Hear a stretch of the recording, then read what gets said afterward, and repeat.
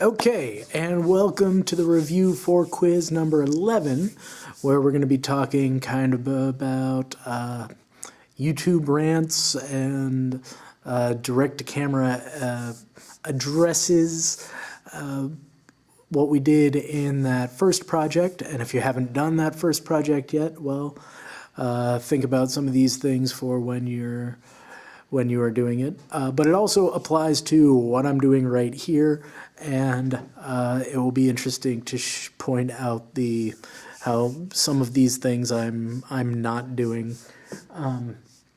But first of all, the first thing is, especially if you're going to be recording your rant on a phone, the first thing is I would suggest it's better to do it in landscape view. Have it long ways. That's always looks more cinematic to me. That's in general, even television and movies, always the longer aspect ratio is the side to side, left and right, and the shorter is the tall and bottom. But that's easy enough. And so then the next part in the book, he says this specifically as in a vlogger, but anybody, I would say, should use an external mic when you can. This camera that I have right here does not have an easy input for an external mic. But also this microphone seems to be working just fine. I'm very close to the microphone, and so I've been okay with the audio that we're getting. But in general, yes, get an external mic. You'll notice when we do the skits, if we haven't done that already, we'll use at least that little shotgun microphone.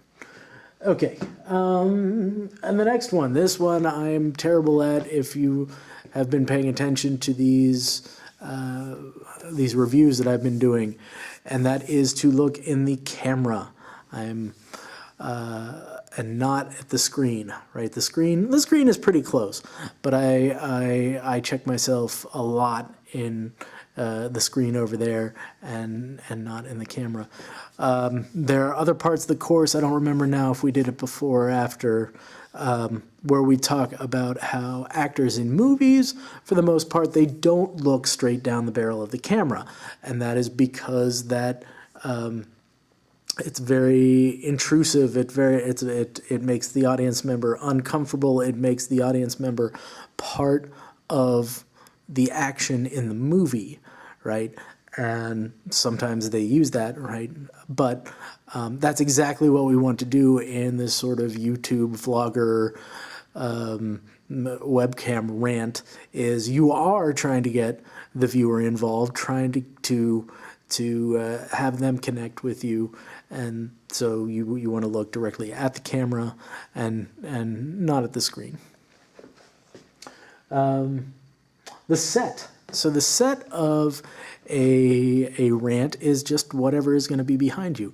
And believe it or not, I kind of thought about what in these things right here, what I wanted to be behind me, right? And the whiteboard is where in real life, right, I do the lectures, and so in one sense that will remind you of when we were here and I wrote almost the same things and pointed in the same places.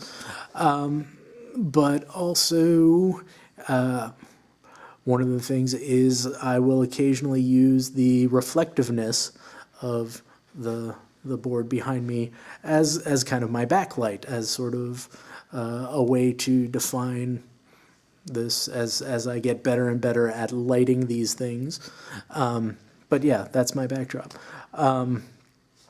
So if and when you do your rant, the set that you will use is whatever's behind you, wherever it is, whether it's your bedroom or here in the classroom or in the studio. And yes, this is something that I always wish I had time to do, but I don't take the time. And that is all the times that I say, or have long pauses, that you should cut those out.